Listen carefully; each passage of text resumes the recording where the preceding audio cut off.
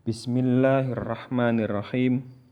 Tafsir Surat Al-Baqarah ayat 1. Alif Lam Mim. Para ulama tafsir berselisih pendapat sehubungan dengan huruf-huruf yang mengawali banyak surat Al-Quran. Di antara mereka ada yang mengatakan bahwa hal ini merupakan sesuatu yang hanya diketahui oleh Allah Subhanahu wa ta'ala saja. Maka untuk mengetahui maknanya, mereka mengembalikannya kepada Allah dan tidak berani menafsirkannya. Demikianlah menurut riwayat Al-Qurtubi, juga Abu Bakar, Umar, Utsman, Ali, dan Ibnu Mas'ud. Menurut Abdurrahman bin Zaid bin Aslam, sesungguhnya huruf-huruf tersebut merupakan nama-nama surat yang bersangkutan. Hal itu diperkuat dalam hadis anna Rasulullah sallallahu alaihi wasallam kana yaqra'u fi sholatis subhi yaumal jumu'ati alif lam mim as-sajdah wa hal ata 'alal insan. Rasulullah membaca surat Alif Lam Mim As-Sajdah dan hal ata 'alal insan dalam sholat subuh pada hari Jumat. Sufyan Ats-Tsauri mengatakan bahwasannya Alif Lam Mim, Ha Mim, Alif Lam Mim Shad dan Shad merupakan pembuka-pembuka surat. Sedang Mujahid mengatakan bahwa Alif Lam Mim merupakan salah satu asma Al-Quran. Asy-Sya'bi mengatakan Fawatihus Suwar adalah asma-asma Allah. Ibnu Abbas mengatakan bahwasanya Alif Lam Mim merupakan salah satu asma Allah yang teragung.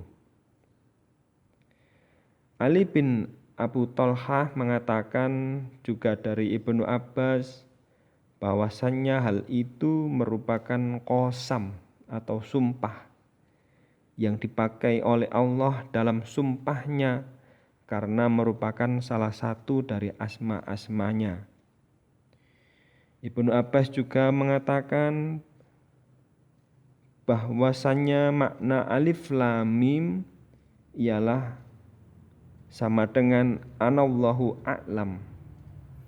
Artinya aku Allah yang maha mengetahui, yang lebih mengetahui. Ibnu Mas'ud pernah juga mengatakan bahwa Alif Lam Mim merupakan huruf-huruf yang dipakai untuk pembukaan. Semuanya berasal dari ejaan hijaiyah, yakni asma-asma Allah. Abul Aliyah mengatakan sehubungan dengan makna Alif Lam Mim, ketika huruf ini merupakan bagian dari 29 huruf yang berlaku di kalangan semua bahasa. Tiada satu huruf pun dari ketiganya melainkan huruf tersebut adalah huruf pertama dari salah satu asma Allah. Tiada satu huruf pun darinya melainkan merupakan sebagian dari tanda-tanda kebesarannya.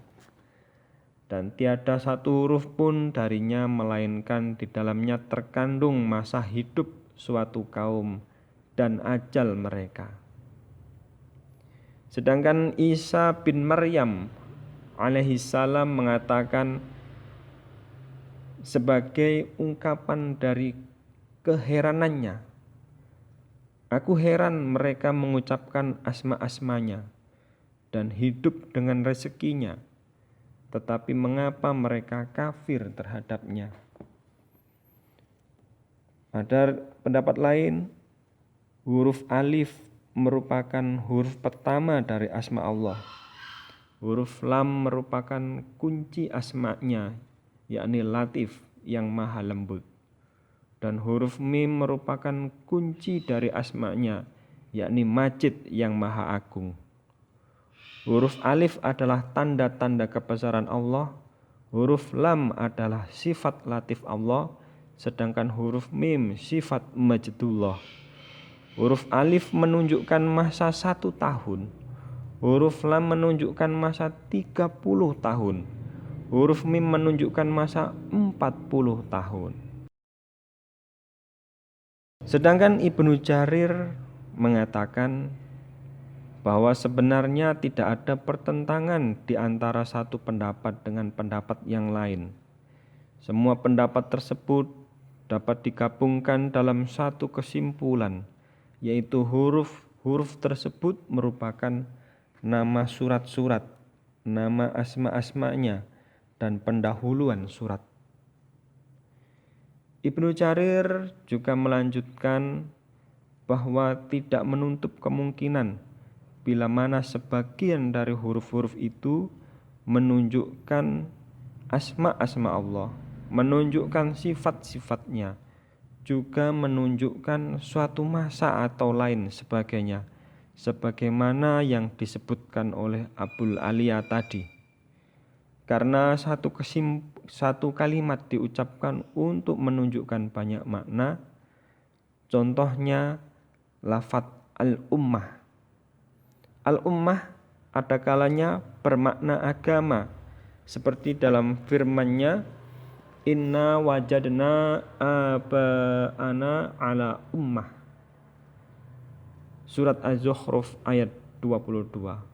Sesungguhnya kami menjumpai bapak-bapak kami menganut suatu agama. Ada kalanya al-ummah diucapkan untuk menunjukkan pemimpin, imam, jamaah. Seperti yang terkandung dalam ayat Inna Ibrahima kana ummatan qanitan lillahi hanifa walam yakum minal musyrikin. Surat An-Nahl ayat 120. Sesungguhnya Ibrahim adalah seorang imam yang dapat dijadikan teladan, lagi patuh kepada Allah dan hanif. Dan sekali-kali bukanlah dia termasuk orang-orang yang mempersekutukan Tuhan. Ada kalanya al-ummah juga menunjukkan makna suatu waktu dari suatu masa. Seperti dalam firman-Nya, wa qala alladzi naja minhuma wa dzakara ba'da ummah. Surat Yusuf 45. Dan berkatalah orang yang selamat di antara mereka berdua dan teringat kepada Yusuf sesudah beberapa waktu lamanya. Demikianlah kesimpulan dari pendapat Ibnu Jarir. Permasalahan huruf ini merupakan masalah yang diperselisihkan dan tidak ada satu kesepakatan pun hingga dapat dijadikan sebagai ketentuan hukum. Terkadang juga orang Arab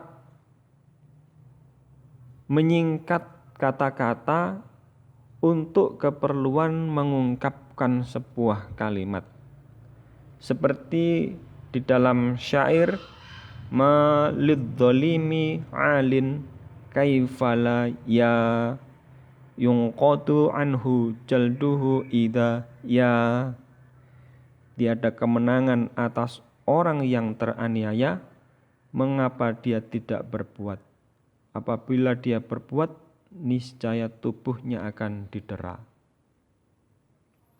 Maka dalam syair tersebut dia cukup hanya dengan menyebutkan lafadz ya yang menunjukkan yaf'alu.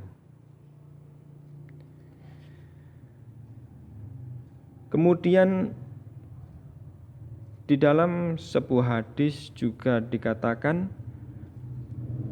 man a'ana ala qatli muslimin bisyarti kalimatin.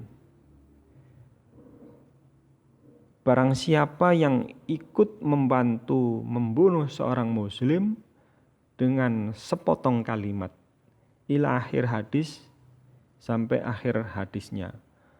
Menurut Sufyan, makna yang dimaksud adalah bila seorang mengatakan dengan maksud uktul.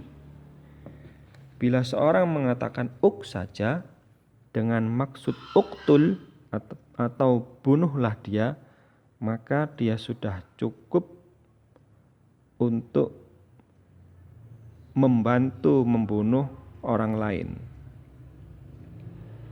Mujahid mengatakan bahwa sesungguhnya semua fawatihus suwar seperti qaf, shad, ha, hamim, tosin, mim, alif, lam, ro, dan lain-lainnya merupakan huruf hijai. Sebagian ahli bahasa Arab mengatakan bahwa fawatihus suwar itu merupakan huruf-huruf mu'jam atau huruf ejaan yang dengan menyebutkan sebagian darinya yang ada dalam permulaan surat sudah dianggap cukup untuk menunjukkan huruf-huruf lainnya yang merupakan kelengkapan dari seluruhnya yang berjumlah 28 huruf. Sama dengan ucapan seorang anakku menulis A, B, C, D, makna yang dimaksud adalah anakku menulis semua huruf ejaan yang 28. Menurut pendapat kami, semua huruf yang disebut di dalam permulaan surat Al-Quran dengan membuang huruf yang berulang-ulang semuanya ternyata berjumlah 14, yaitu alif, lam, mim, shad, ro, kaf, ha, ya, ain, to, sin, ha, qaf, dan nun. Kesemuanya dapat dihimpun dalam ucapan nassun hakimun qati'un lahu sirrun, yang bisa dimaknai ini adalah nas yang pasti dari Tuhan yang maha bijaksana yang mengandung rahasia. Az-Zamakhsyari mengatakan bahwa semua huruf yang 14 ini mengandung berbagai jenis huruf.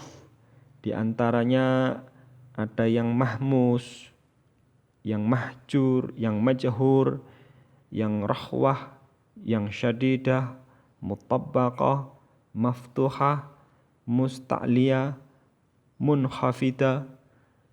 Ada pula huruf qalqalah.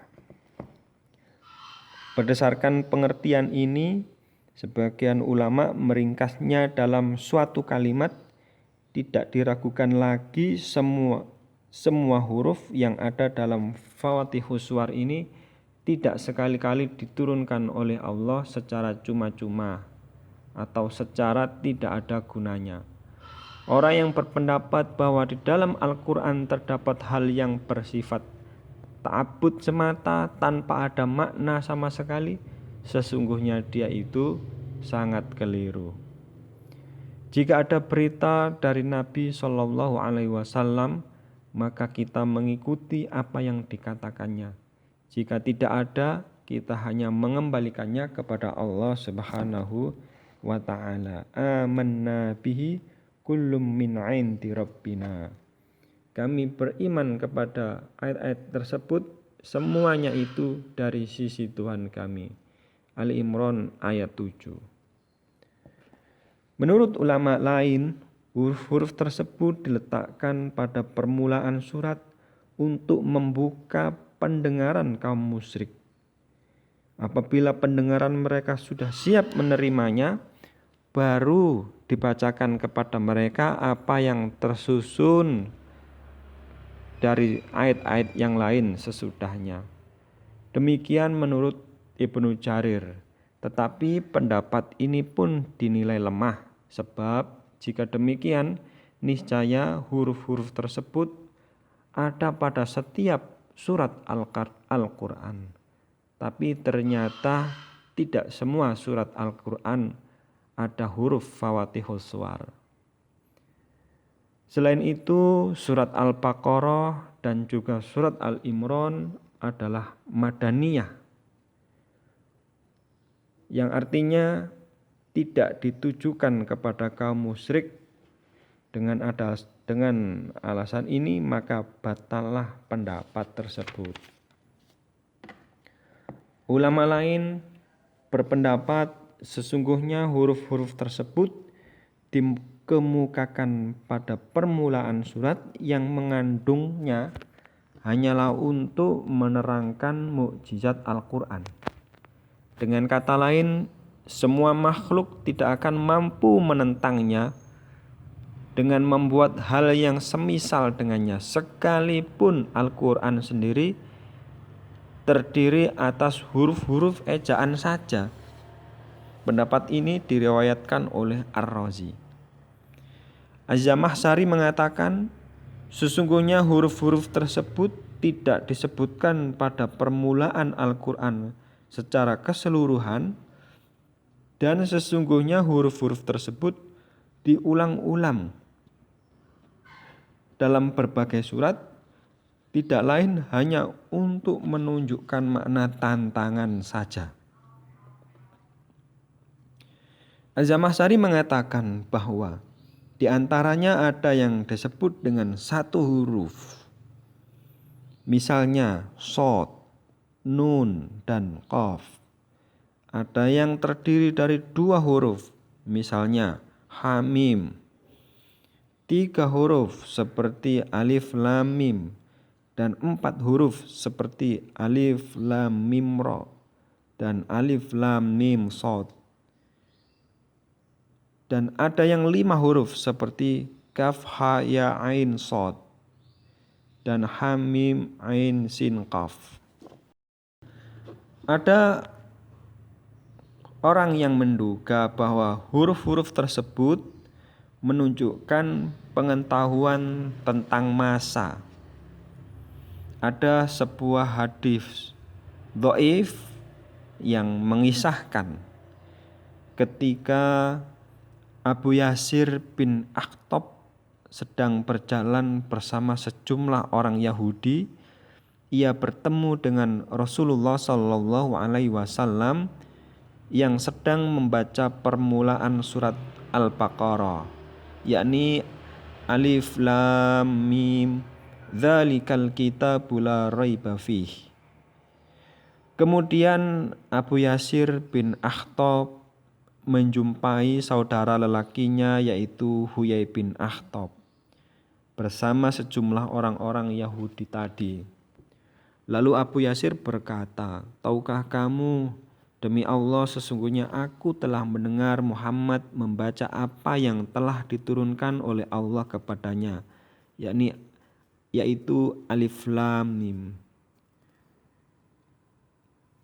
Kitab Al-Quran ini tidak ada keraguan di dalamnya. Dalam surat Al-Baqarah ayat 1 dan 2. Huyai bertanya, "Apakah engkau telah mendengarnya tadi?" Abu Yasir menjawab, "Ya." Maka Huyai bin Akhtab berjalan bersama rombongan orang-orang Yahudi itu mendekati Rasulullah Shallallahu Alaihi Wasallam. Mereka bertanya, "Hai Muhammad, apakah benar engkau membaca apa yang telah diturunkan oleh Allah kepadamu, yakni alif lam mim dzalikal kitabu?" Rasulullah menjawab, "Memang benar." Mereka bertanya, "Apakah Jibril menyampaikannya kepadamu dari sisi Allah?" Rasulullah menjawab, "Ya." Mereka berkata, "Sesungguhnya Allah pernah mengutus nabi-nabi sebelum engkau yang belum pernah kami ketahui." Allah menjelaskan kepada seorang nabi dari kalangan mereka tentang masa kerajaannya dan berapa lama masa umatnya selain engkau sendiri, wahai Muhammad. Huyai bin Akhtab bangkit dan menemui orang-orang yang bersamanya tadi. Lalu ia berkata, "Alif 1, lam 30 dan mim 40. Maka jumlah keseluruhannya adalah 71 tahun. Apakah kalian mau memasuki agama seorang nabi yang masa kerajaannya dan masa umatnya hanya 71 tahun? Kemudian Uyai kembali kepada Rasulullah lalu bertanya, "Hai Muhammad, apakah selain itu masih ada lagi?" Rasulullah menjawab, "Ya." Uyai bin Akhtab bertanya, "Apakah lainnya itu?" Rasulullah menjawab, "Alif Lam Mim Shad."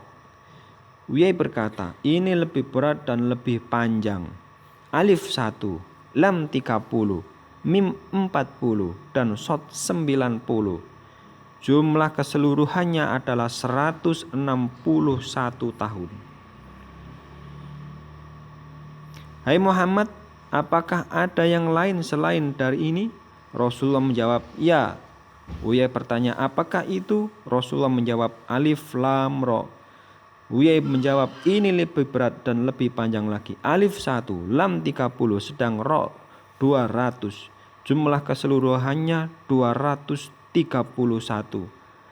Apakah masih ada yang lainnya, hai Muhammad?" Rasulullah menjawab, "Ya." Uyai bertanya, "Apakah itu?"